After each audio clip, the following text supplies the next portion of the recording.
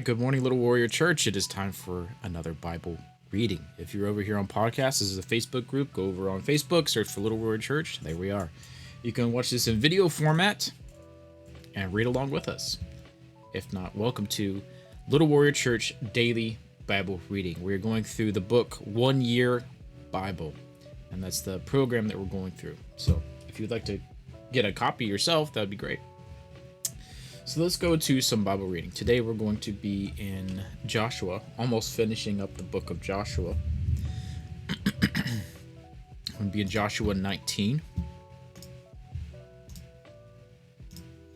We're going to be starting in verse 1.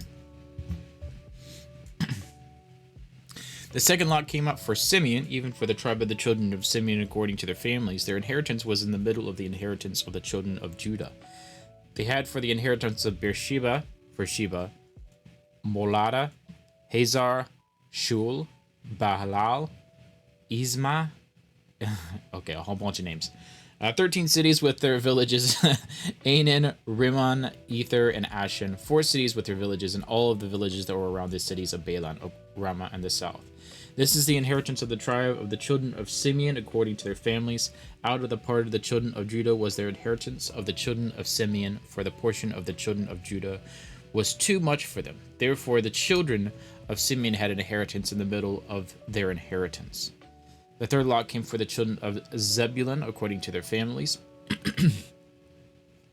And still a whole bunch of names. So this would be important if we had maps. Unfortunately, the names of these places have been lost throughout history. They've been given new names. So I wish we had a map to see who inherited what. But that's, maybe we will have that information one day. I'm a firm believer that no information is completely lost, but we'll see. So we're going to skip until verse 49, right? Yeah. So they finished distributing the land and the inheritance by its borders. The children of Israel gave the inheritance to Joshua the son of Nun according to them. According to Yahweh's commandments, they gave him the city which he asked, even, Timnath-Serah in the hill country of Ephraim. And he built the city and lived there.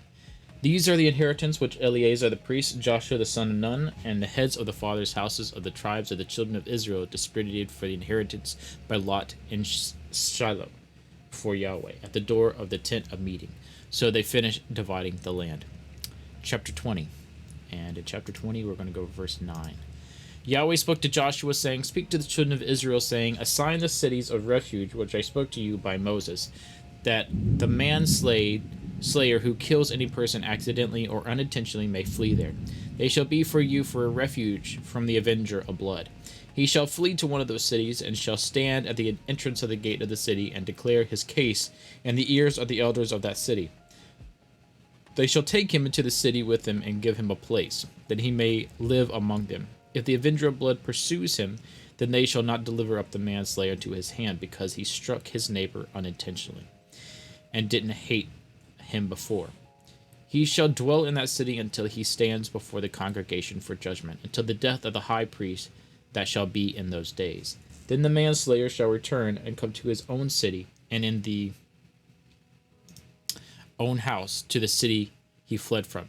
They set apart Kadesh in Galilee in the hill country of Naphtali, Shechem in the hill country of Ephraim, and Kiriath Abba, also called Hebron, in the hill country of Judah, beyond the Jordan at Jericho eastward. They assigned Bezer in the wilderness, and the plain out of the tribe of Reuben, Ramoth in Gilead, out of the tribe of Gad, and Golan and Bashan, out of the tribe of Manasseh. These were the appointment cities for all the children of Israel, and for all the alien who lives among them, that whoever kills any person unintentionally might flee there, and not die in the hand of the avenger of blood, until he stands trial before the congregation. I have a hair, that's what I'm trying to get. I think I got it. Okay. Alright, so let's go on to the book of Luke. Basically what was said there is if you killed somebody unintentionally, you could go to this place of refuge, but you had to stay there probably for the rest of your life until the avenger of blood dies or the high priest dies. So you were there for a long time. That's not something that you wanted to do. That place was probably a place of where pretty much where everybody killed somebody. So we're going on to Luke 19.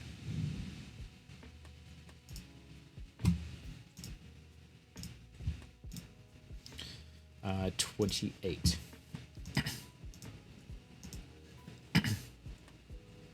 Having said these things, he went on ahead, going up to Jerusalem. When he came near to Bethphage and Bethany at the mountain that is called Olivet, he sent two of his disciples, saying, "Go your way into the village at the other side, in which, as you enter, you will find a colt tied, which no man has ever sat upon. Untie it and bring it. If anyone asks you, 'Why are you untying it?' say to him, 'The Lord needs it.'" Those who were sent went away and found things just as had been told to them. As they were untying the colt, its owner said to them, "Why are you untying the colt?" They said, "The Lord needs it." Then they brought it to Jesus. They threw their cloaks on the colt and sat Jesus on them. As he went, they spread their cloaks on the road.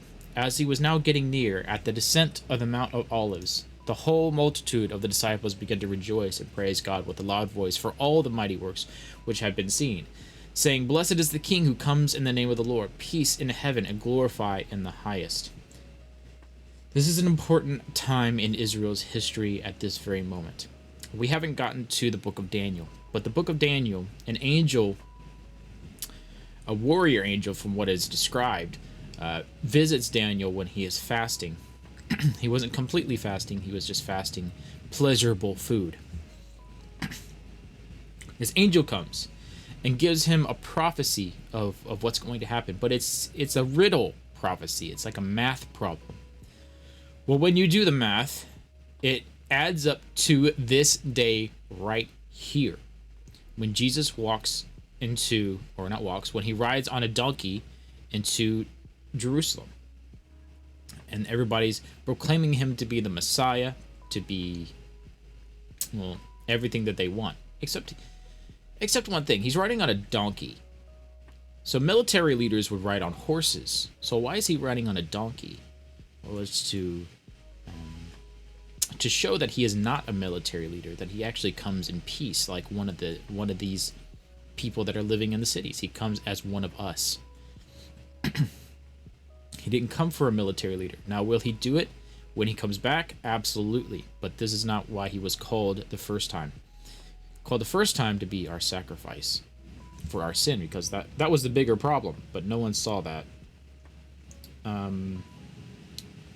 So the angel gave Daniel this like riddle kind of thing. If you add up the math, it comes up to this day that the Messiah would come. You will see on the book of Luke that Jesus holds the Pharisees and the Sadducees accountable for not knowing this day right here. They were supposed to be researching the prophets like Daniel. They were supposed to be studying the prophets like Daniel, but what were they doing? They were only studying the Torah, which is the 5 books of the Bible. And we finished the Torah. Genesis, Exodus, Leviticus, Numbers, and Deuteronomy. That's it. Right now we're in the book of Joshua. Well, why aren't they studying the book of Joshua? Well, that's just not what they did. The Jewish people, they studied the Torah, and that's it. So they don't know anything about the prophets. They don't know anything of what the prophets have said. And yet, this angel comes to Daniel, gives him this riddle that if you added up the days, it leads up to this day right here that the Messiah would come. And Jesus holds the Pharisees and the Sadducees accountable for not knowing this day. All right, verse 39. Some of the Pharisees from the multitude said to him, "Teacher, rebuke your disciples." He answered them, "I tell you that if these were silent, the stones would cry out." When he came near, he saw the city and wept over it, saying, "If even you had known today the things which belong to your peace, but now they are hidden from your eyes. For the days will come on when your enemies will throw up a barricade against you, surround you, hem you on every side, and will dash you and your children within the ground, and they will not leave you one stone on another, because you didn't know the time of your visitation." This is where he holds them accountable. What happens in 77 AD? The temple was destroyed. So the temple had gold everywhere, even in between the stones. where the mortar was to be, there was gold. And so a tribe came in, destroyed the Israelites. And what did it do? They took all the stones, one right after another, and got that gold. So what Jesus said came true. Let's read it again. They will not leave you one stone on another because you didn't know the time of your visitation. What is Jesus saying here? Well, he's talking about the angel that visited Daniel. If they had been studying the prophets like we're supposed to do, let me say this again, like we're supposed to do, they would have known the visitation of their Messiah. They would have counted down, they would have known that this is the day the Messiah comes. We have to look for it. Jesus holds them accountable for not knowing that, for not studying the prophets. Verse 45, he entered into the temple and began to drive out those who bought and sold in it, saying to them, it is written, my house is a house of prayer, but you have made a den of robbers. What did I say last time? The Pharisees, lovers of money. The love of money is the root of all evil. What were they doing? They were making sure that every price was jacked up. If you needed a lamb for the sacrifice, the price was jacked up. If you needed 2 turtle doves, which is for the poor, price was jacked up. If you were extra poor, then it was a bread sacrifice that you would give to the Levites in the temple. Even that was jacked up. So who could really perform sacrifices? Only the rich. Only the rich could do it. Or if you were a farmer and you rose up sheep for yourself, then you could do it. Even that costed a lot of money because these people were taxed to the limit by Rome.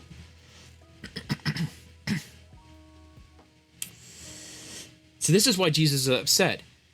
The forgiveness of sins is supposed to be for everyone. And yet what are they doing? They're jacking up the prices so only the rich could do it. This is why Jesus is so upset.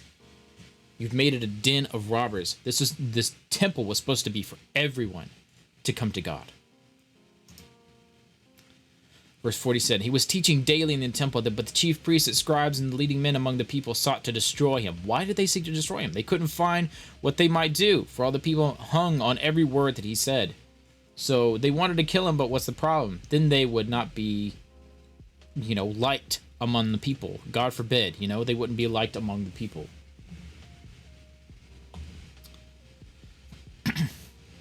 What's ironic is Jesus did almost everything to be disliked among the people, and yet he was liked.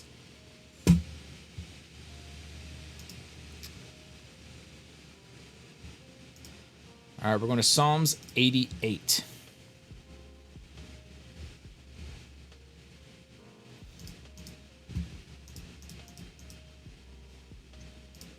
All right, 1 through 18.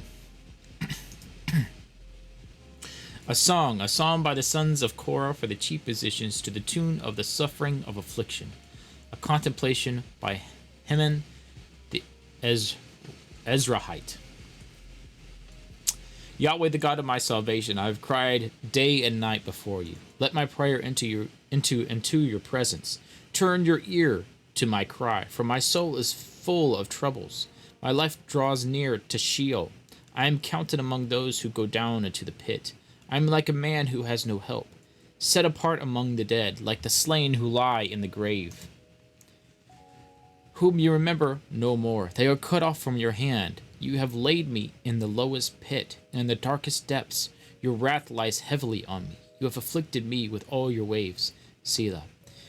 You have taken my friends from me. You have made me an abomination to them. I am confined and I can't escape. My eyes are dim from grief. I have called on you daily, Yahweh. I have spread out my hands to you. Do you show wonders to the dead? Do you depart spirits rise up and praise you? Selah. Is your loving kindness declared in the grave, or your faithfulness in destruction? Are your wonders made known in the dark, or your righteousness in the land of the forgetfulness? But to you, Yahweh, I have cried. In the morning my prayer comes before you. Yahweh, why do you reject my soul? Why do you hide your face from me? I am afflicted and ready to die from my youth up. While I suffer your terrors, I am distracted. Your fierce wrath has gone over me. Your terrors have cut me off. They come around me like water all day long. They completely engulf me. You have put lover and friend far from me, and my friends into darkness. Sometimes I wonder, reading these psalms, like what were they really going through? You know, we can read their sorrows and their praises, but you never really know what they were going through. And I just wish that it had like more history in the psalms of like, this is what this person was going through. Here's what they wrote, kind of deal.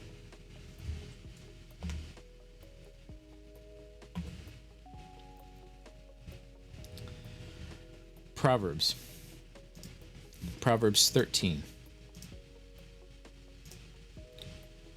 12 through 14. Hope deferred makes this heart sick, but when longing is fulfilled, it is a tree of life. Whoever despises instruction will pay for it, but he who rejects a command will be rewarded. The teaching of the wise is spring of life, to turn from the snares of death. That's why we must learn from people that are smarter than us. That's what I fully and honestly believe. I mean, I struggled with depression when I was in high school. I don't struggle with it anymore because I know how to get out of it now. I struggled with depression, and I thought one day, I'm just tired of this. I want to get out of this. I'm tired of being depressed. So what did I start doing? I started researching people that were smarter than me, which is probably much everyone at that point in my life. But I started looking at people who were smarter than me and learning from them. How do I get out of this pit of despair that I'm in? Because, you know, I wasn't a very confident person in high school, and I thought that I should just keel over and make everybody else, you know, happy that I'm just gone. And that's what I thought in high school. I don't think that anymore, but that's what I thought in high school. And, you know, I started researching people that were smarter than me, learning from them, and developing their tactics of how to go about life. And I started doing it, and actually my thoughts started to change. When your thoughts start to change, you know, your depression lifts. And sometimes, you know, your depression comes back on you. But if you know how to get out of it, you know how to change your mindset. If you see things clearly, you can say, nah, actually, that's not true. Because everything you think is either true or not true. Okay, so you have to determine, is this true about me or not? And if it is, you need to take steps to change it. That's the point. Take steps to change the things that you can change. If you can't change it, then start to change your thinking around it. You can change your thinking. That's one thing that you can do in this life. You can change your thinking.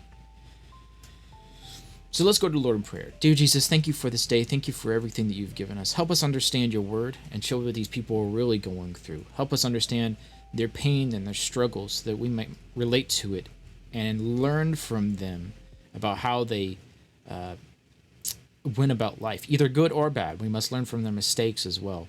Even the people that you choose to use for your glory, they made terrible mistakes, and yet you used them to proclaim your glory, and so that we might learn from them, good and bad. Dear Lord, I pray for healing. If not healing, we pray for strength to endure. In your name I pray. Amen. Thank you guys for joining me April the 19th. I will see you guys April the 20th. I will see you tomorrow. Goodbye.